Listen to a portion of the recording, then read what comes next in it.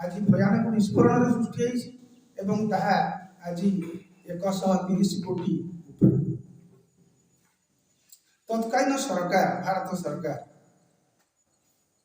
यही 34 कोटी विभिन्न वर्गर आदिवासी मानक नहीं जो सरकार गढ़ी से सरकार भारत को गोटे विकासोन्मुखी देश में परिणत करने आप्राण चेष्टा करते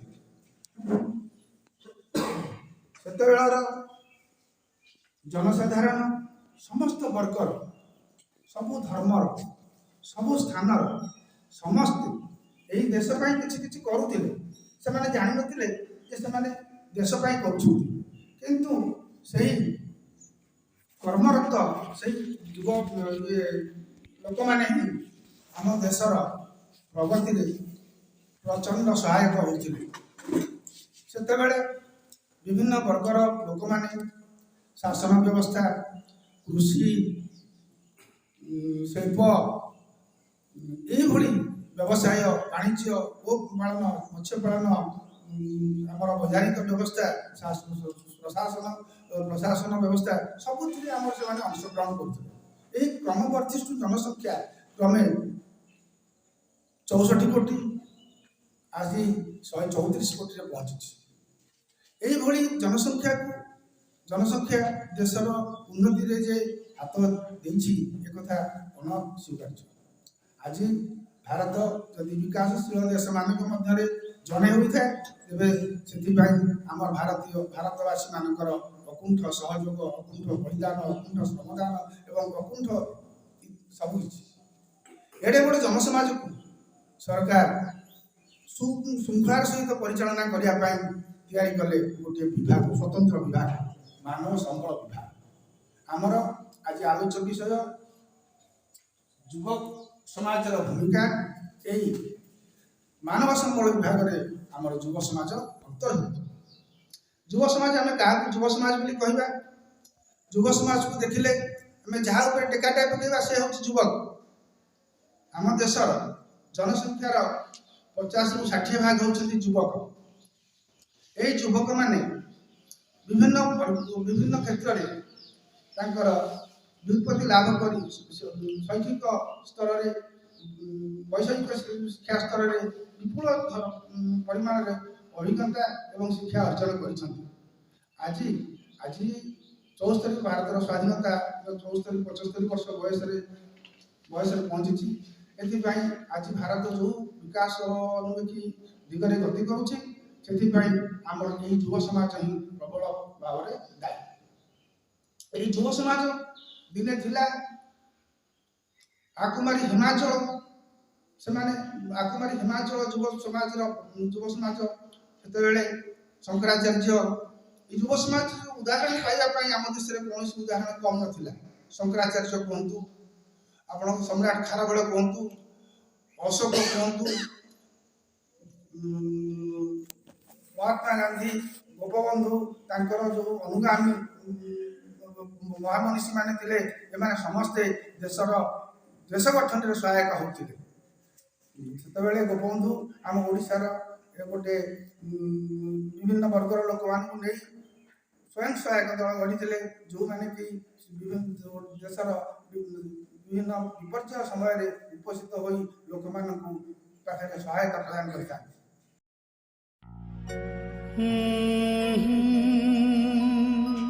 खाई अरुआ पिंधी गेरुआ हुए नहीं केही पंडित बिना परीक्षा रे युव समाज आजी हेउछि साफल्य मंडित निर्दोष आजी बिना दोषरे हेउछि निर्दोष आजी बिना दोषरे हेउछि चारियाडे दंडित तेणु समय आसी चिंता आज ये मंच रे बसी समस्त गुणी मान को नमन करुछि जो विषय आलोच्य विषय हेछि संसद तरफ सांप्रतिक परिस्थिति रे युव समाज रो भूमिका मु तीन स्तर रे कहबी युव समाज आजी का समाज रे कोन अवस्था रे अछि एवं एथि पाई दायी किए आगो को कौन कले सुधार आसी तीनोटी स्तर कहिदेबे। युवक माने आनंद युवक अवस्थार अन्य मीनिंग होची आनंद से समय रे दुख न थाए तेणु आनंद आसीबो केमिति आजी काली जो पिला माने अछंती युवा अवस्था से माने सुनिबा पई नाराज कौनसी पिला को जदि कुहा जीव युवा अवस्था रे टिके सुनंतु से माने सुनु ना सो बिना सुनिले कहिबे नहीं बिना कहिले पढ़िबे नहीं बिना पढ़िले लेखि पारिबे सबुर स्तर मूल होची ध्यान दे सुनिबो। सो युवक माने एबे जो अवस्था रे अछंती से माने प्रोटेक्शन रो बा सुरक्षा रो कवल रो सुरक्षा रो पिंजरा रो बाहरी जाई निजर नूतन डेणा को मेलई मुक्त होई मुक्ताकाश रे उड़ीबा पई जो आग्रह सृष्टि करी छंती सेही आग्रह से मानकर सकारात्मक आउ नाही नकारात्मक होई जाय छै। मुक्ताकाश रे उड़ीबा बेड़े आजिर युवा समाज और से पूर्व युवक होई नाही से पूर्वज मानव का पथ रे आउ नाही नकारात्मक चिंताधारा का मन रे बुड़ी रही छी कॉलेज रे हॉस्टल बाहर भीतर देखिले मद बोतल रे पूर्ण रही छी गांजा एवं अन्य ड्रग्स गुडी का सब बेड़े पेपर रो मंडन करू छी खबर तेणु ये अवस्था रे आज युवा समाज अछि सुधार के उठवा ये सुधार जो समय रे समाज सुधार आसीबा कथा से समय रे ये युवा और युवा होई नाही तेणु आजिकार युवक मानव को ये विषय रे आह्वान करो छी विनती करो छी हे युवागण सारा समाज सारा उन्नति चाहे देश रहो विश्व रहो समाज रहो गांव रहो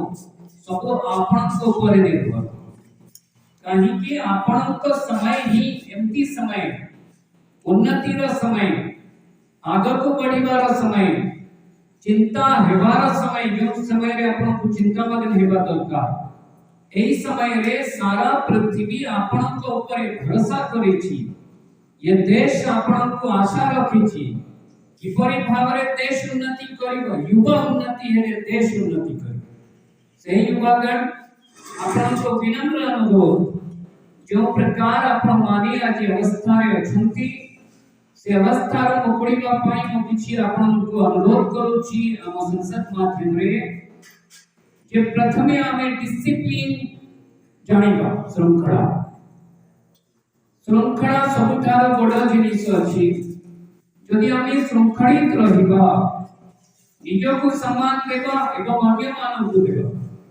एठी मो किछि जिनिस आपण मानव को विनती करू छी आजिका समाज रे बहुत रोग व्यापु छी 2010 मसिया डिसेंबर 12 तारीख रे पृथ्वी रो गति डबल एंगल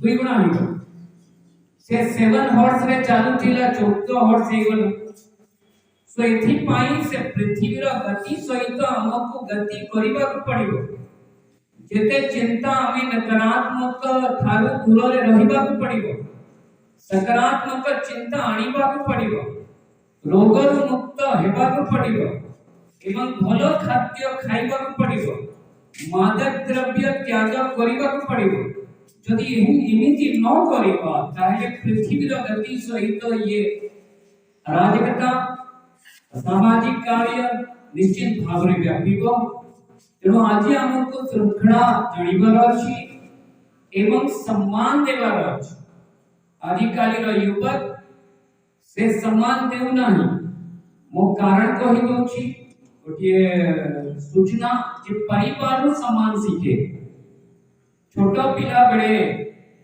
मां को ठारो सम्मान सीखे मां का विषय रे कहू छी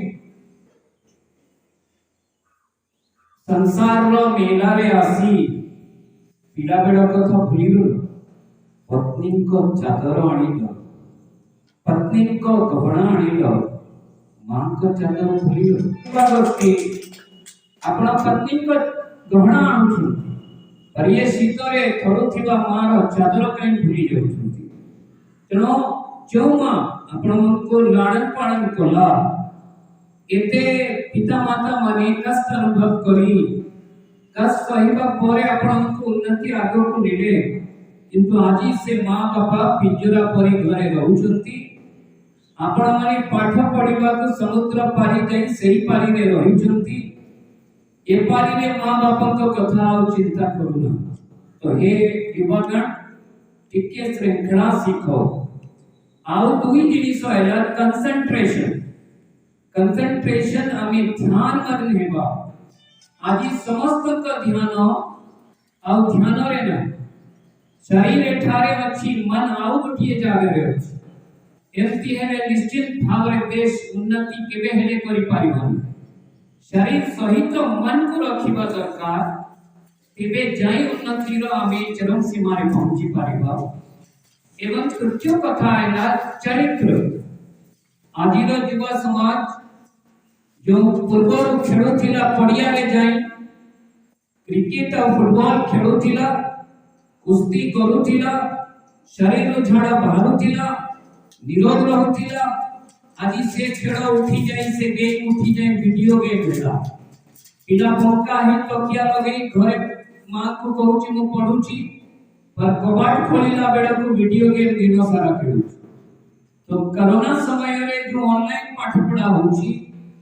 पिला माने ऑनलाइन बहाना रे पबजी खेलु छंती ऑनलाइन को खेल जो पाठ दिया होची ताको मिनिमाइज करी से माने पबजी खेल रे लिप्त अछंती तेणु हे मां माने हे पिता माने हे मुरब्बी माने आपण को अनुरोध करूची ए जो बिगड़ी जाई थिबा पिलान को पाठ पाणी का पाई एई समय अछि आध्यात्मिक चिंताधारा एमती साहित्य संसद रे सेमान को कौनसी प्रकार आकृष्ट करी आनिबा आमे सुनिले हेबो नहीं युवा समाज ए कथा सुनिले निश्चित भाव रे आमे उन्नति करिबा सब जिनिस तांकरी ऊपर अछि सब भरोसा तांकरी ऊपर समय हमर जहा बीती छी आगामी पीढ़ी केते उन्नति करिबा तांको सुनाइबार अछि आजि काली पिला मां जेते बेले पिला को बाजार पठौची लांचर आरंभ इति सृष्टि होची आमे बाहरे बोर्ड मारुछु ऑफिस रे लांच कारबार बंद करो अधिकारी माने यदि लांच मागुछंती ताहेले उपरिस्थ अधिकारी को देखा करो तो ये लांचो के उठो आरंभ मां मानन को सूचना दउची हे मां माने पिला जेते बेले पाठ पढिबा को जाए ताकू टंका देई की पाठ स्कूल पठांतु नहीं पिला दुकान को गले ताकू टंका देई लोभ देई दुकान पठांतु नहीं से सब दिन जानिला 10 टंका मिलिले विद्यालय जीवी यहा को प्राइस कोहा जाए यहा को लांचो कोहा जाए काम पूर्व पैसा ने बाटा लांचो काम परे खुशी रे ने बाटा उपहार अटे तेणु हे माता पिता माने आपण को ये मंच नु अनुरोध करूची आपण माने एपरी छोट पिला मानन को अभ्यास नु रखंतो परवर्ती काल रे से जते बेले चौकी रे आसे लांचवा होई जाए आमे जते सुधारी ले भीतर अभ्यास जाए नहीं एवं दुई कथा बापा जते बेले जानती बाहर को छोटा पिला थिबा बेले ताकू बहाना करंती चुप रहो मु चॉकलेट आनी लोगने टॉपिक बाहर थिला बापा कोन बिछुआ चिंता करिवार तो हमें सही समय रे सुधार आनिबार अछि जे पिला को मिछो कथा कही बहाना करी कि ताको हमें सांत्वना दउछु सेटा साइकोलॉजी रे इफेक्ट पकाय मनस्तत्व रे परवर्ती काल रे बडो मिछुआ हुए जहा कि ये समाज और सुधारी पाए नाही तेणु हे पिता माने आपण जदि बाहर को जाउ छंती ये युवा अवस्था रे आसीबा पूर्व छोट पिला को मिछो सिखांतो नाही जदि चॉकलेट आनी देबार अछि ताहेले तांको आश्वासन दियंतु नहेले मिछो कथा कहंतु नाही तेणु आउ सबठार मुख्य जिनिस हैला हमें समानता रखिबा समानता बोलिले यूथ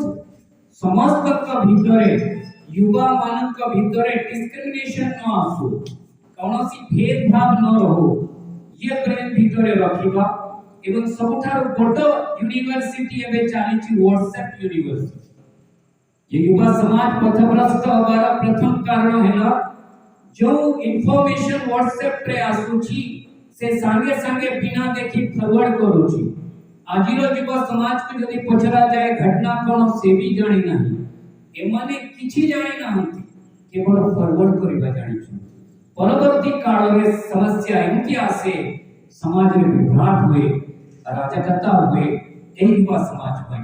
तो हे युवा समाज प्रकृति रे प्रकृत जिनिस को जानी तापर आपण स्टेप नियंतु कारण आपण का पदक्षेप उन्नति रा पदक्षेप हो अवनति रा न हो।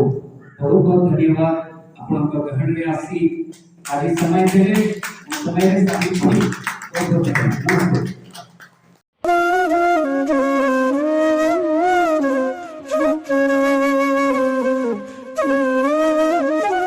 जीवन मार्मिक उपलब्धि आम से देखिलु जिते आम युवक थी आम समस्त अनुभव कर युवक समय उताल तलमुखी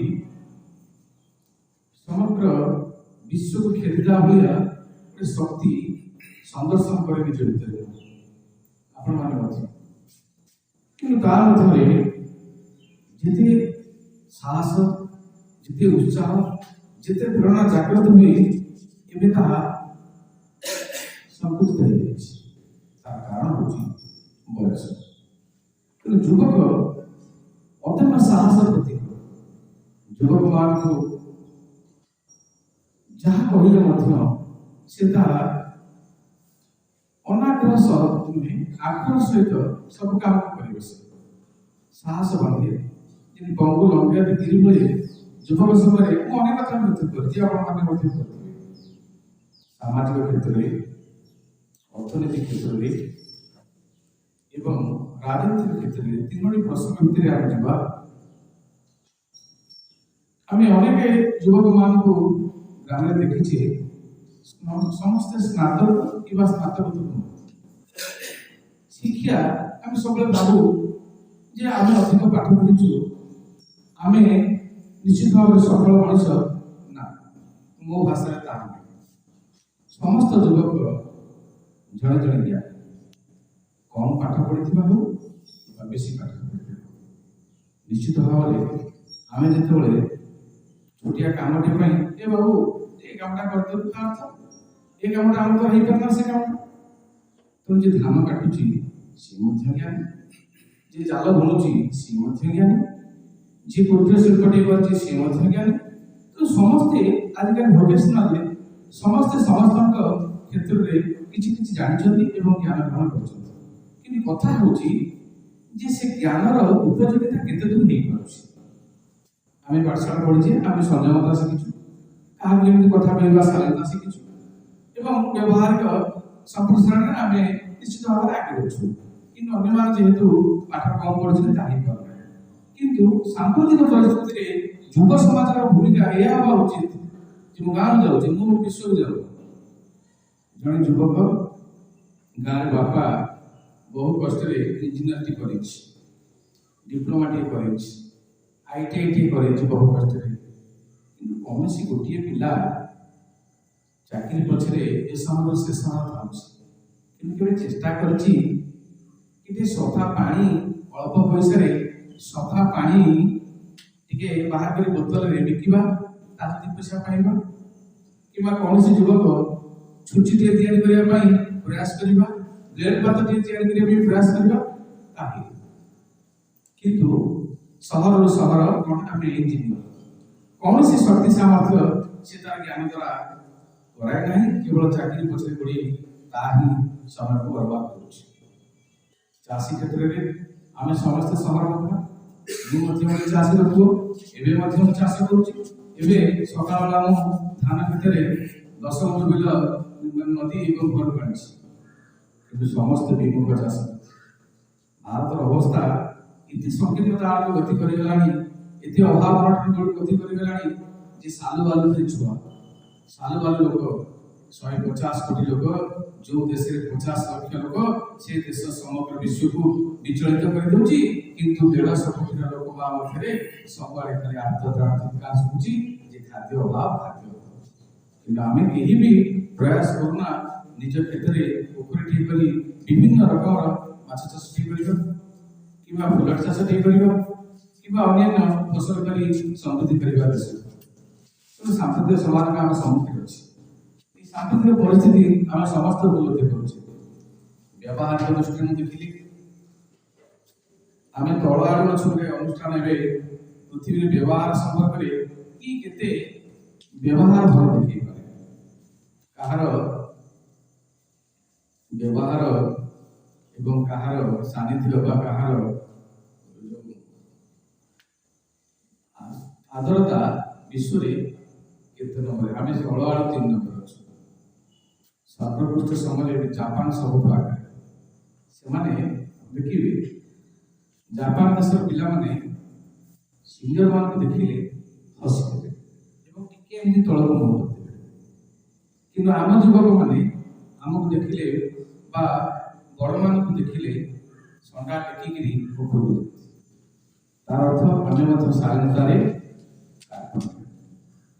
द्वितीय कथा हूँ आम सब व्यस्त गोटे पारी हूँ आम रास्ता आम भावु आम जो गाड़ी दे जाऊँ आमर आगे पारी हवा दरकार चलिकी जाऊँगी से पछे जीवा दरकार कि वास्तव में पश्चिम देश में गले देखू जे चली जाऊँ लोक गाड़ी में जाऊँ लोकटी रही जाए ओल्ल पड़े चली जाऊँ लोक धरिकी एपटू सेपटू नहीं जाए कि बाट पढ़ी सी जा सारे ये गाड़ी जाए कि आमर चलवा लोक सब पछे थाए सी कौन जीव आम आगे गाड़ी जेहतु चलुचु आम आगे चली दरकार तेणु अनेक गुड़े कथा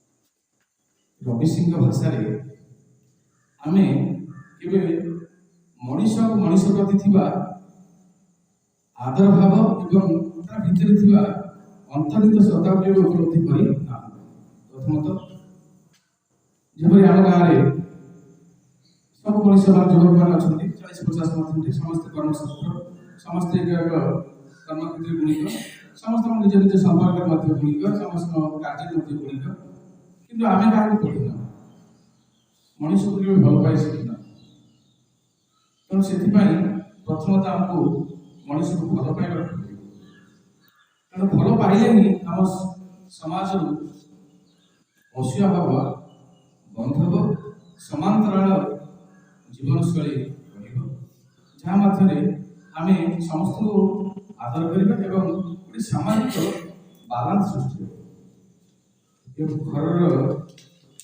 से युवक संगे ये युवक असूया भाव सी जो फास्ट क्लास पाइला ये सेकेंड क्लास पाइला माँ और बापा भितर तिक्तता शांति और समन्वय कौटी ना तेणु आम समस्ते रविसिंह भाषा मनीष को थे पढ़े मनीष को थे पढ़ तेणु मनीष को आम समस्ते पढ़ा उचित तार अर्थ आम समस्ते जाना कि सी जहाँ आम से दीपद आगे थे आम पछे अच्छु हेले भी ताको निश्चित भाव में आम प्रेरित करवा उचित प्रेरणा देवा उचित जे से गला आम खुशी आम प्रिय विश्वास करूँ श्रेय तेणु जदि सांप्रदायिक परिस्थिति ही युव समाज मैंने ग्रामानुभिमुखी हे गाँ को खेलेंगे गाँ को भल पाइबे गाँव में अनेक बिलवाड़ी सतर्क पड़ी रही तार किसी कर बसवे ताले देश को समृद्ध कर सची राउतराय भाषा आलोतार किमनर अंधकार ताठ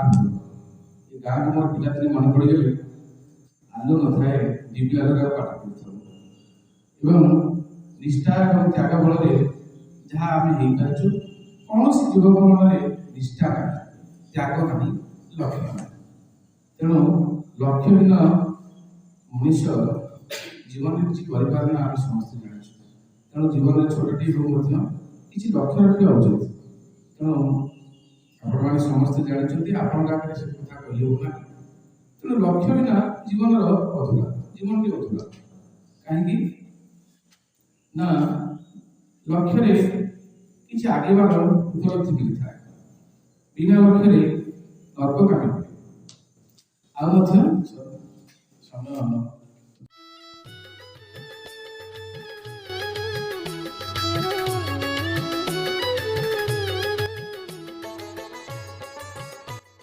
भूमिका ଜାଣିବା ପୂର୍ବରୁ ଯୁବକମାନଙ୍କ ସାମର୍ଥ୍ୟ କ'ଣ ଅଛି ତା ଭିତରେ ଆମେ ଟିକେ ପଶିବା ଉଚିତ।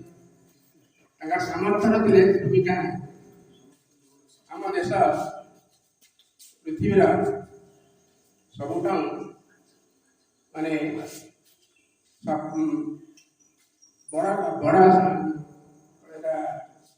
ଗଣତନ୍ତ୍ର ଦେଶ, ସବୁଠାରୁ ବୃହତ୍ ଗଣତନ୍ତ୍ର ଦେଶ। ଏ ଦେଶରେ ଆମର ଯୁବକମାନଙ୍କ କର୍ତ୍ତବ୍ୟ ହେଉଛି ସେମାନେ ଦେଶ ପାଇଁ କିଛି ତ୍ୟାଗ କରିବେ ଏବଂ ତାଙ୍କ ଅଧିକାର ହେଉଛି ଦେଶ ତାଙ୍କ ପାଇଁ କିଛି ଦାନ କରିବ, ସାହାଯ୍ୟ କରିବ। ତାହେଲେ ଏହି ସୂତ୍ରରେ ବର୍ତ୍ତମାନ ଆମର ଗଣତନ୍ତ୍ର ରାଜ୍ୟରେ କହିବାକୁ ଗଲେ ନାଗରିକ ହେଉଛନ୍ତି ସାର୍ବଭୌମ ଶକ୍ତିର ଅଧିକାରୀ। ଗଣତନ୍ତ୍ରରେ ଆମର ନାଗରିକ କହିଲେ ବିଶେଷ ଭାବରେ ଯାହା ଆମର ସିଂହ ସାର୍ କହିଲେ 60% ଯୁବକ ପିଲା ବୃଦ୍ଧମାନଙ୍କୁ ଛାଡ଼ିକିରି। ତେଣୁ ମେଜର ହେଉଛନ୍ତି ଯେତେବେଳେ ଗଣତନ୍ତ୍ର ଯୁବକ ହେଉଛନ୍ତି ଆମର ଗଣତନ୍ତ୍ର କଣ୍ଟ୍ରୋଲର ବା ରିଙ୍ଗ ରିଡରମେଣ୍ଟ, ତାଙ୍କର କଣ୍ଟ୍ରୋଲ କରିବାର ଶକ୍ତି ଗଣତନ୍ତ୍ର ଅଛି। କିନ୍ତୁ ଦୁର୍ଘଟଣା କଥା ଏଇ ଯୁବକମାନେ ତାଙ୍କର ଯେଉଁ ଶକ୍ତି ତାଙ୍କ ଭିତରେ ଅଛି ସେ କଥା ଜାଣିପାରୁନି। ଯୁବକମାନେ ଅଯଥାରେ ଆମ ରାଜନୈତିକ ବାହିନୀରେ ଯେଉଁମାନେ କଳୁଷିତ, ଯେଉଁମାନେ ବିଭିନ୍ନ ଦୁର୍ନୀତିଗ୍ରସ୍ତ, ସେମାନଙ୍କ ଠାରୁ ସାମୟିକ କିଛି ପଇସା ନେଇ ଯେଉଁ ଇଲେକ୍ସନ ବା ନିର୍ବାଚନରେ ତାକୁ ସାହାଯ୍ୟ କରିକି ତାକୁ ଜିତାଉଛନ୍ତି। ତାର ଅର୍ଥ କେତେ? ଏବେ ଗୋଟେ ପେପର ବାହାରିଲା 70% ହେଉଛନ୍ତି ଦୁର୍ନୀତିଗ୍ରସ୍ତ ରାଜନୀତି। ସେମାନେ କିଏ ପଠେଇ ସେଠିକି? ଆମର ଏଇ ଯୁବକମାନେ ତାକୁ ଆମେ ରାତିଦିନ ଆମେ ଭୋଟ କରିଥାଉ। ଯୁବକମାନେ କ'ଣ କରନ୍ତି? ରାତିଦିନ ଅନିଦ୍ରା ହେଇକିରି କାହାକୁ ଧମକେଇ କାହାକୁ ପଇସା ଦେଇ ଆଉ ବାପା ମା ମାନଙ୍କୁ ସହଜ ମାନେ ବୁଝେଇ ବାଜେଇ ନେଇକି ଭୋଟ ଦେଉଛନ୍ତି। ତେଣୁ ଯାହାଫଳରେ ବର୍ତ୍ତମାନ ଗଣତନ୍ତ୍ର ଆପଣମାନେ ଦେଖୁଛ ରଣତନ୍ତ୍ରରେ ପରିଣତ ହେଇଛି। ଆପଣ ଦେଖୁଥାନ୍ତି ଆମର ରାଜ୍ୟସଭା ଦେଖନ୍ତୁ, ଲୋକସଭା ଦେଖନ୍ତୁ, ବିଧାନସଭା, ବିଧାନ ପରିଷଦ, ଯେଉଁ ପ୍ରକାର ବ୍ୟବସ୍ଥା ହେଉଛି ଆପଣ ଜାଣିଥିବେ। ଆମର ନ୍ୟାୟ ତାକୁ ସେମାନେ କଣ୍ଟ୍ରୋଲ ଭିତରେ ରଖିଛନ୍ତି। ଆମର ବିଚାର ବିଭାଗ ବର୍ତ୍ତମାନ ପଙ୍ଗୁ ଦେଖାଯାଉଛି। ତେଣୁ ବର୍ତ୍ତମାନ ଯେଉଁମାନେ ସାଧାରଣ ଯେଉଁ ଆମର ନାଗରିକମାନେ ଯେଉଁ ପ୍ରକାର ଯୋଜନା ସବୁ ହେଉଛି ଲୋକମାନେ କାମ କରିବାକୁ, ତାକୁ ସେଇ ମାନେ ରାଜ୍ୟସଭା ଆଉ ଲୋକସଭା ବାଡ଼ିଆ ବାଡ଼ି ହେଇକିରି ଘଣ୍ଟା ବାଡ଼େଇ କ'ଣ ସେ ଗଙ୍ଗା ଜଳ ଛିଞ୍ଚି ଯେଉଁ ପ୍ରକାର ପାସ୍ କରୁଛନ୍ତି, ତାକୁ ଦେଖିଲେ ବହୁତ ଦୁଃଖ ଲାଗେ। ଏମାନେ ନେତା ଯାଇଛନ୍ତି, ଦେଶର ନିର୍ମାତା ମାନେ ଯାଇଛନ୍ତି, କଥା କରୁଛନ୍ତି, ଦୁଃଖ ଲାଗେ। କିନ୍ତୁ ଆମର ଜାଣିବା କଥା ହେଉଛି ଯେ ଯୁବକଙ୍କ ଭୂମିକାକୁ ତାଙ୍କ ଶକ୍ତି, ଯେଉଁମାନେ ଶକ୍ତି ସାଧାରଣ କହିଲେ ତାଙ୍କ ସାମର୍ଥ୍ୟ ବୁଝେ। ସମସ୍ତଙ୍କର ଅପର୍ଯ୍ୟାପ୍ତ ସାମର୍ଥ୍ୟ ଯୁବକ, ତେଣୁ ସେମାନେ ଜାଣିପାରନ୍ତି। ସେ ସାମର୍ଥ୍ୟ ଜାଣିବାକୁ ହେଲେ ମନ ଦରକାର। ଆମର ସେଇଥିପାଇଁ ଏ ଯେଉଁ ଶକ୍ତିକୁ ଆମର ଶାରୀରିକ, ମାନସିକ, ନୈତିକ, ଆଧ୍ୟାତ୍ମିକ ଏସବୁ ବିଭିନ୍ନ ଭାବରେ ବିଭକ୍ତ କରାଯାଇପାରେ। ମୁଖ୍ୟ ହେଉଛି ମାନସିକ ଶକ୍ତିର ସବୁଠୁ ଶକ୍ତିମାନ। କାରଣ ମନ ସବୁଯାକ ଶକ୍ତି ବା ସବୁଯାକ ସାମର୍ଥ୍ୟକୁ ମନେ କଣ୍ଟ୍ରୋଲ କରୁଛି। ସେଇଥିପାଇଁ କୁହାଯାଇଛି ଯୁବକର ଯେଉଁ ସାମର୍ଥ୍ୟ ଯୁବକକୁ ସଫଳତା ଆଣି ଦେଇଥାଏ ତାହା ହେଉଛି ତାର ମନୋବୃତ୍ତି। ମନୋବୃତ୍ତି ପ୍ରକୃତ ଯୁବକମାନଙ୍କର ସାଫଲ୍ୟର ମୂଳ କାରଣ।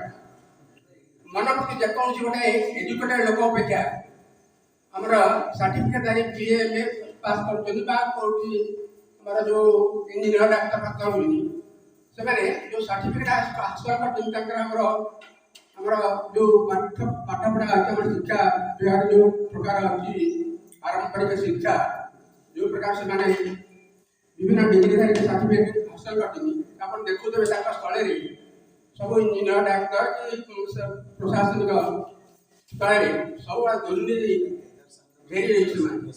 କିନ୍ତୁ ଯେଉଁମାନେ ଆକ୍ଚୁଆଲି ଯେ ସକାରାତ୍ମକ ମନୋଭାବ ଲୋକ ସେ ସ୍ଥଳକୁ ଯାଇଥିଲେ, ସେମାନେ ଦୁର୍ନୀତି କରିବାକୁ ସାହସ କରନ୍ତିନି। କାରଣ ଦୁର୍ନୀତିରେ ତାଙ୍କର ଧର୍ମ ନୁହେଁ। ଆମେ କାହାକୁ ସକାରାତ୍ମକ ମନୋବୃତ୍ତି ଲୋକ କହିବା? ଜଣେ ଡାକ୍ତର, ଜଣେ ଆଉ ଜଣେ ବି ଡକ୍ଟର, କିନ୍ତୁ ସକାରାତ୍ମକ ମନୋବୃତ୍ତିକାରୀ ଡାକ୍ତର ଅନ୍ୟ ଜଣେ ଡକ୍ଟର ଯେ ଆମର ପାରମ୍ପରିକ ଶିକ୍ଷା ପାଇଁ ଯେତେ ଡକ୍ଟର ବହୁ ଉର୍ଦ୍ଧ୍ୱରେ ସେ ତାର ପରିବେଶରୁ କୋଉ ସେ ଶିଖେ ତା ପରିବେଶରୁ ଶିଖେ ତା ପରିବାରରୁ ଶିଖେ ତାର ପାରମ୍ପରିକ ସଂସ୍କୃତି ଆଉ ଆମର ଯେଉଁ ଅଛି ଐତିହ୍ୟ ଏଗୁଡ଼ାକ ବି ଶିଖେ।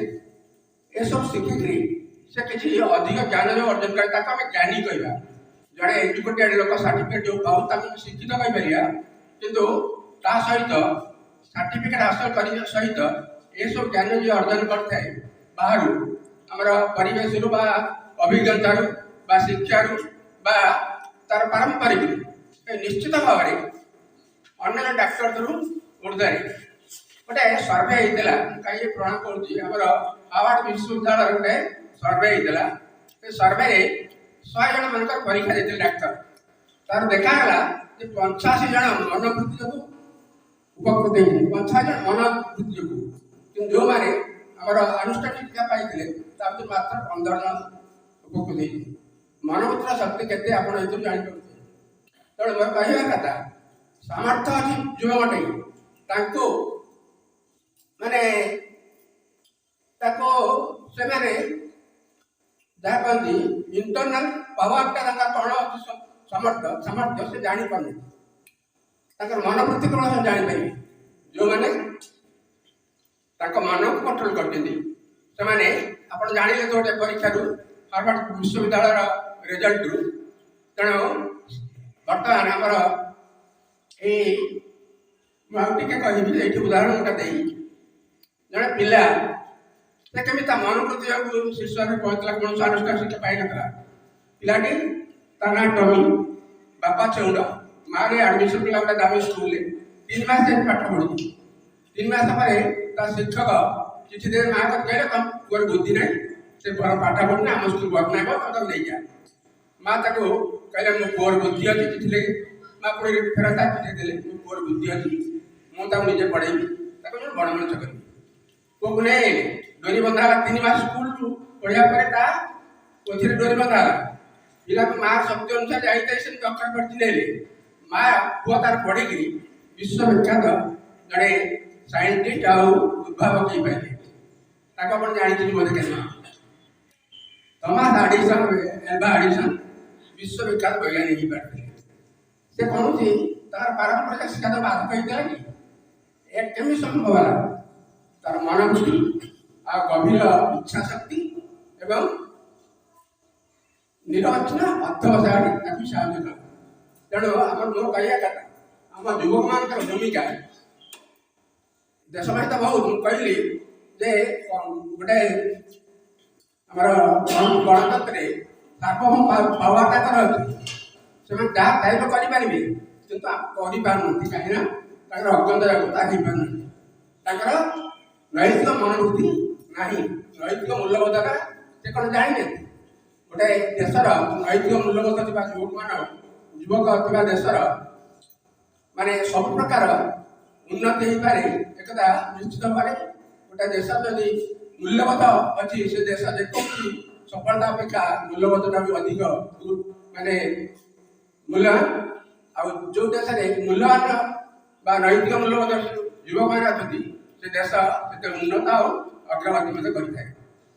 ନୈତିକ ମୂଲ୍ୟବୋଧ କ'ଣ ମୁଁ ଆପଣଙ୍କୁ କହୁଛି। ନୈତିକ ମୂଲ୍ୟବୋଧ ମୂଲ୍ୟବୋଧ ହେଉଛି ଏମିତି ଗୋଟେ ଜିନିଷ, ଆପଣ ଯେଉଁ କାମ କରିବେ ସେ କାମ ଆପଣ ପରିବେଶ, ଆପଣ ଦେଶ ସମସ୍ତେ ସାଦର ସେଇଟା ଗ୍ରହଣ କରିବେ, କେହି ତାକୁ ଅବଜେକ୍ସନ କରିପାରିବେନି। ମୂଲ୍ୟବୋଧର କାମଟା ହେଉଛି ଏଇଆ।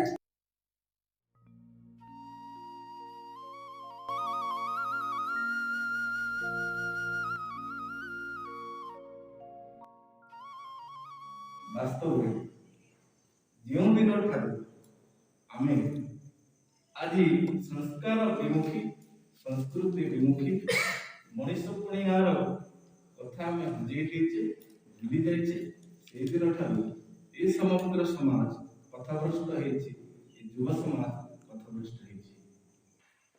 ତାହେଲେ ପଥଭ୍ରଷ୍ଟ ଏଇଠି ଗୋଟିଏ ପ୍ରଶ୍ନ, ପଥଭ୍ରଷ୍ଟ ଯୁବ ସମାଜ, ଏ ଯୁବ ସମାଜକୁ କିଭଳି ଆୟତ୍ତ କରିବା ଏବଂ ସେମାନଙ୍କୁ ସମାଜର ମୁଖ୍ୟ ସ୍ରୋତରେ ସାମିଲ କରିବା, ସେମାନଙ୍କର ସ୍ୱରୂପକୁ ଜଣାଇବା ଏହା କାହାର କର୍ତ୍ତବ୍ୟ।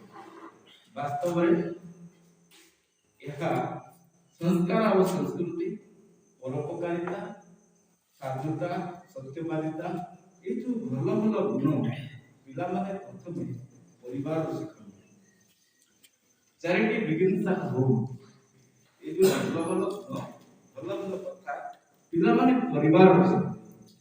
ଯଦି ପରିବାରରେ ପିତାମାତା, ଅନ୍ୟାନ୍ୟ ସଦସ୍ୟମାନେ ସମସ୍ତେ ଆମ ସଂସ୍କୃତି, ଆମ ପରମ୍ପରା, ଆମ ଐତିହ୍ୟକୁ ମାନି ନିଜର ଜୀବନଶୈଳୀକୁ ପରିବର୍ତ୍ତନ କରିପାରିଥାନ୍ତି, ଆମର ପିଲାମାନେ ଆଜି ବାଲ୍ୟାବସ୍ଥାରୁ କୈଶୋର ଅବସ୍ଥା ପରେ ଯୁବ ଅବସ୍ଥାରେ ମଧ୍ୟ ଏଇଭଳି ବିପର୍ଯ୍ୟସ୍ତ ଅବସ୍ଥାରେ ଆମେ ତାକୁ ଦେଖିବାକୁ ପାଇନଥାନ୍ତି।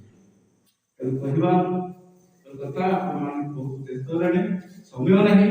ଆମ ସଂସ୍କୃତି, ଆମ ସଂସ୍କାର, ସତ୍ୟମ୍ ବଦ, ଆମ ବେଦ କୁହେ, ଆମ ଉପନିଷଦ କୁହେ, ଆମର ଗୀତା କୁହେ ସତ୍ୟମ୍ ବଦ ମହାବ୍ରୂୟା ସତ୍ୟମ୍ ଅପ୍ରିୟ। ସତ୍ୟମ୍ ବଦ କଥା କୁହ। କିଏ କହୁଛି? ବାପା ମା ଶିଖାଉଛନ୍ତି ଛୋଟ ପିଲାକୁ। ମୁଁ ନିଜେ ସତ କହିଲେ ସିନା, ବାପା ସତ କହିଲେ, ମା ସତ କହିଲେ ସିନା ପିଲାଟି ଶିଖିବ ମୋ ବାପା ସତ କହୁଛନ୍ତି। ଜଣେ ଫୋନ କଲେ, ସାର୍ ଆପଣ କୋଉଠି ଅଛନ୍ତି? ନା ମୁଁ ଆଜି କଟକରେ ଅଛି କିନ୍ତୁ ଘରେ ଅଛି। ପିଲା ଶୁଣିଲା, ବାପା ଘରେ ଥାଇ ଆଜି ଆଉ ଜଣେ ସାର୍ କହୁଛନ୍ତି ମୁଁ କଟକରେ ଅଛି। ସତ୍ୟବାଦିତାର ଆଶା ଆମେ କୋଉଠି ପାଇବୁ? କହିବାର କଥା ଆମେ ନିଜକୁ ପରିବର୍ତ୍ତନ କରିବା। Change ourselves, our lifestyle. ଆମେ ପ୍ରଥମେ ଆମକୁ ପରିବର୍ତ୍ତନ କରିବାକୁ ପଡ଼ିବ। ଆମେ ପରିବର୍ତ୍ତିତ ହେଲେ ଆମ ପିଲାମାନେ ଆମକୁ ଦେଖି ସଦ୍ଗୁଣର ପରିବର୍ତ୍ତନ ନିଶ୍ଚିତ ଭାବରେ ହେବ। ପିଲା ଜାଣିବେ ଯେ ମୋ ବାବା ଆଜି ଗୋଟିଏ ଲୋକକୁ ସାହାଯ୍ୟ କଲେ, ଗୋଟେ ଲୋକ ଥଣ୍ଡାରେ ଥରୁଛି, ମୋ ବାବା ପଇସା ଦେଇ କମ୍ବଳଟିଏ ଦେଇ ତାକୁ ଘୋଡ଼େଇ ଦେଲେ। ଏଇ ଯୋଉ ନୋବେଲ ଆକ୍ଟିଭିଟି ପିଲା ଶିଖିଲା, ପିଲା ତା ଜୀବନରେ ଇମ୍ପ୍ଲିମେଣ୍ଟ କରେ। କହିବା କଥା ଆପଣମାନେ ଜାଣିଛନ୍ତି, ସମୟ ନାହିଁ, ତେଣୁ ଆପଣ ମତେ ସଂକ୍ଷେପରେ କହିବା ପାଇଁ କୁହାଯାଇଛି। ତେଣୁ ମୁଁ ଯେତିକି କହିବି, ଆମେ ପ୍ରଥମେ ଆମକୁ ପରିବର୍ତ୍ତନ କରିବା। This is the time to change ourselves. ଆମେ ପ୍ରଥମେ ଆମକୁ ପରିବର୍ତ୍ତନ କରିବା। ଆମେ କେତେ ସତ କହୁଛେ, ଆମେ କେତେ ମୋବାଇଲ ଧରି ରହୁଛେ, ଆମେ କେତେ ବାପା ମାଙ୍କ ସେବା କରୁଛେ। ଆମେ କହୁଛେ ବାପା ମାଙ୍କ ସେବା କରୁନାହାନ୍ତି ପିଲାମାନେ, ଆମେ କରୁଛେ। You ask yourself, have you served your parents?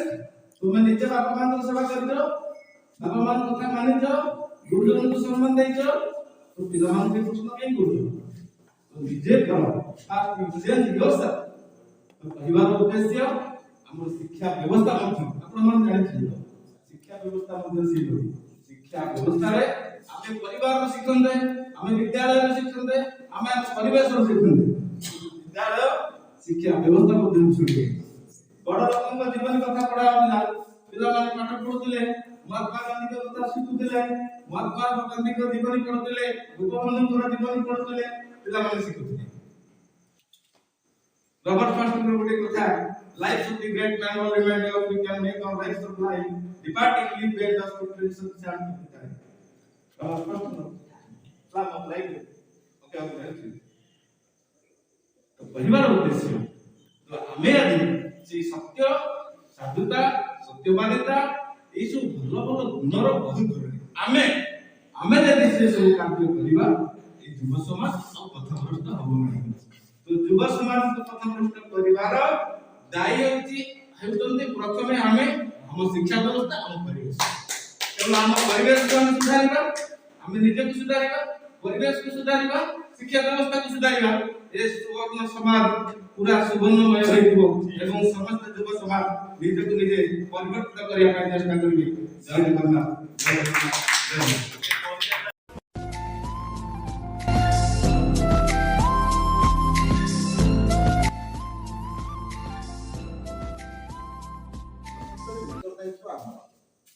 आमे ही युव समाज को बर्बाद बढ़िया।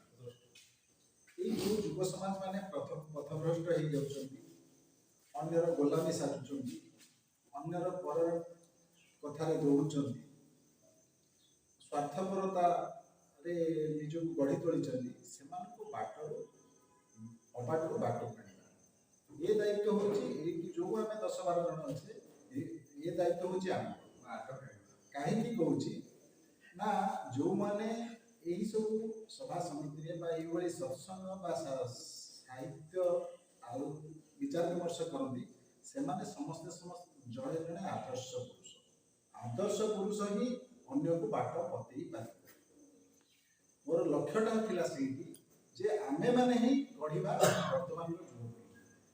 କୌଣସି ନେତା ବା ପରଚର୍ଚ୍ଚା କରୁଥିବା ଲୋକ ବା ବାଟରେ ବସିକିରି ଅନ୍ୟର ଉତ୍ସାହ କରୁଥିବା ଲୋକ ସେମାନେ ଯୁବ ସମାଜକୁ ବାଟ ବର୍ତ୍ତମାନ ଦେଖେଇ ପାରିବେ ନାହିଁ। ଆମେ ବିଶ୍ୱ କଥା ଚିନ୍ତା କରିବା ପରିବର୍ତ୍ତେ ଯେମିତି ଆମେ ପରିବାର କଥା କହିଲେ ସୁଷମା ସାର୍ କି ଆପଣ ଯେଉଁ କଥା ପ୍ରାସଙ୍ଗିକ କଥା ଗୁଡ଼ିକ ସବୁ ଉତ୍ଥାପନ କଲେ ତାର ମୂଳରେ ହେଉଛି ଆମେ ଯେଉଁ କଥା ବାରିକ ସାର୍ କହିଲେ ଆମକୁ ଠିକ୍ ବାଟରେ ନେଉଛେ ନିଜେ ନିଜକୁ ଚିନ୍ତା କର ଆମେ ଠିକ୍ ବାଟରେ ଅଛେ କି ନାହିଁ, ଆମେ ପଥଭ୍ରଷ୍ଟ ହୋଇଯାଉଛେ କି ଆମ ପିଲା ତ ସେଇଆ ଫଲୋ କରିବ।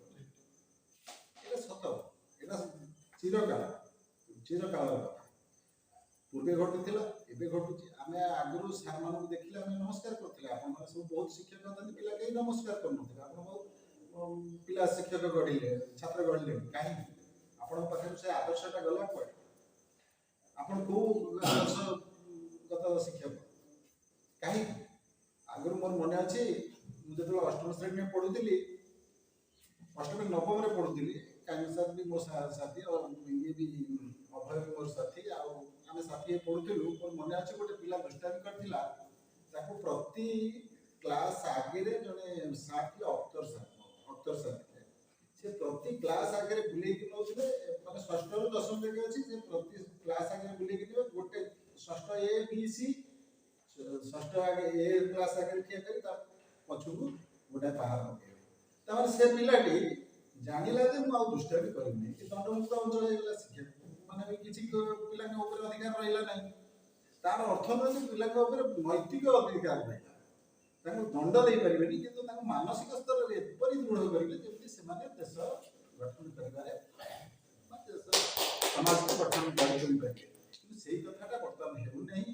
ତେଣୁ ଆଜିର ଏଇ ଯେଉଁ ଆଲୋଚନା ପ୍ରସଙ୍ଗ ରହିଥିଲା, ସେଥିରେ ମୁଁ ଉତ୍ତରଦାୟିତ୍ୱ ଦେଉଛି ଆପଣମାନଙ୍କୁ, ଯେଉଁମାନେ ଆପଣମାନେ ହେଉଛନ୍ତି ଜଣେ ଜଣେ ଆଦର୍ଶ ପୁରୁଷ, ବୁଦ୍ଧିମାନ, ବିବେକୀ ଲୋକ।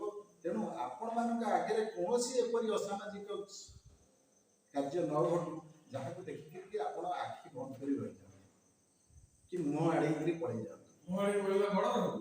ନାଇଁ ମୋଡ଼ ନାହିଁ, ତାର ବାଟଟା କରନ୍ତୁ। ଆପଣ ବୁଦ୍ଧି ଆପଣ ବୁଦ୍ଧି ବିବେକ ଖଟେଇକିରି ସେଇଟାକୁ ସେଥିରୁ ନୂତନ ରାସ୍ତା ଦେଖାନ୍ତୁ। ତେଣୁ ଆପଣମାନଙ୍କର ବର୍ତ୍ତମାନର ଯୁବକ ତ ସବୁ ଗୋଲାମୀ ଚାଲିଛି।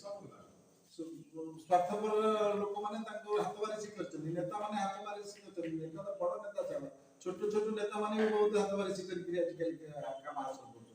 ତେଣୁ ସେଗୁଡ଼ା ସବୁ ରାଜନୀତି ବହୁତ ଦୋଷ କରିଛି, ନେତାମାନେ ବହୁତ ଦୋଷ କରୁଛନ୍ତି। କିନ୍ତୁ ଆମ ତାଙ୍କ ଅଙ୍କୁଶ ଲଗେଇବାକୁ ଆମ ପାଖରେ ସାମର୍ଥ୍ୟ କି ବଳ ନାହିଁ। ତେଣୁ ଆମେ ପ୍ରକୃତରେ ଏ ଦେଶକୁ ଗଠନ କରିବାରେ ଆମେ ଯେଉଁମାନେ ହେଲେ ବି ଆମେ ସେଇଟାକୁ ଆମ ବିବେକାନୁମୋଦିତ କାର୍ଯ୍ୟ କରିବା, ଅନ୍ୟକୁ ଠିକ୍ ମାର୍ଗଦର୍ଶନ କରିବା, ଏତିକି ହେଉଛି ଏ ଆଜିର ଆଲୋଚନାର ପ୍ରାସଙ୍ଗିକତା।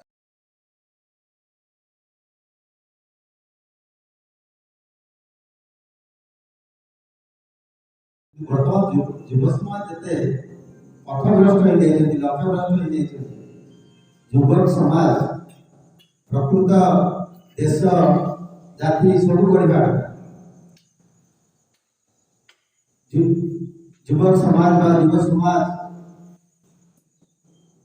ଯାହା କରିବା କଥା ବର୍ତ୍ତମାନ ସେଥିରୁ ବହୁତ ଦୂରରେ ଅଛନ୍ତି। ବର୍ତ୍ତମାନର ରାଜନୈତିକ ଚାପ ଏବଂ ବର୍ତ୍ତମାନ ଯେଉଁ ସ୍ଲୋ ପଏଜନ ଚାଲିଛି,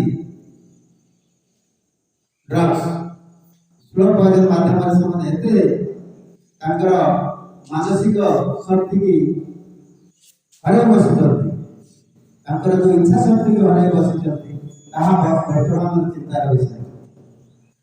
ଯୁବ ଶକ୍ତି ଅନେକ କିଛି କରିପାରିବେ, କିନ୍ତୁ ତାଙ୍କୁ गाइडेंस ठीक नहीं से युवक हवा पूर्व पिलाटा था पिला बेले ठीक नैतिकता मूल्यवान भित्तिक शिक्षा जो दिया जाए नैतिकता शिक्षा दिया जाए ताको नैतिकता शिक्षा दिया जाए जाए से पथभ्रष्ट हवा बाध्य होते जो माने ऊपर स्तर रही वयस्क जो मान अभिज्ञता अच्छी से बर्तमान पर चेष्टा करूना ठीक बाटे नापी तेणु आम बर्तमान देश हो जाति हो सब बदल युवक शक्ति जदि न चाहे बदल असंभव अन्य कई बदल पारे शक्ति बदल किंतु शक्ति से नैतिकता आसो आम जो शिखेबा कथा आम मान जो कर्तव्य अच्छी गढ़ा पूर्व युवकटा गढ़ा पूर्व आम मैंने ठीक से करूँ ना विद्यालय शिक्षक कर ना घरे अभिभावक आम जो प्रकृत नैतिकता कतु आम बहुत दूरी जाऊँ संकीर्णता ज्ञानटा प्रकृत ज्ञान बही पढ़ी लेखि जड़े अक्षय कहते जो से ज्ञानी नुहे शिक्षित हो कि ज्ञानी से जी जहाँ पढ़े निज कर्म प्रतिफलित करे आम जो मानव समाज मनुष्यर सामाजिकता नष्ट हो जाए सामाजिकता नहीं हृदय जो प्रसारता हृदय जो विस्तृत संकीर्ण हृदय आम जो हृदय संकीर्ण कर विभिन्न प्रकार विभिन्न माध्यम से छोट से बड़ से नीच मु ज्ञानी से ज्ञानी नुहे यही तेणुक आमको जो मानव समाज सामाजिकता हृदय प्रसारता व्यापकता हृदय को कर तृतीयटा है आध्यात्मिकता आध्यात्मिकता कौन आध्यात्मिक अर्थ कौन धर्म नुहे आध्यात्मिकता अर्थ कौन धर्म नुहे आध्यात्मिकता हूँ निजर अंतर्निहित शक्तिर विकास करना निजर मन अंतर्निहित शक्ति आत्मार विकास करना सेटा हूँ आध्यात्मिकता तेणु आमको बर्तमान यही टाइम संकीर्णता भितर बेसी दि जाऊँगी युव समाज से पथभ्रष्ट हो जाऊँगी जहाँकि से तार निजर लक्ष्य पथर दूरी जाऊँगी बर्तमान यौथ परिवार नहीं यौथ परिवार नहीं परिवार मनुष्य शिखिब को जो बापा माँ पिला छुआ माँ टीवी देखला बेलू पिला मोबाइल खेल शिखिब कौन तेणु मु विशेष किसी कहूनी कि मोर एत कहवा कथा बर्तमान युव समाज भूमिका युव समाज बर्तमान पथभ्रष्ट भूमिका अनेक जदि युव समाज भूमिका दूरे जीवे बर्तमान देश जाति सब पछे तेणु आम गढ़ापी आमको नैतिकता गुरुत्व देवाक पड़ो।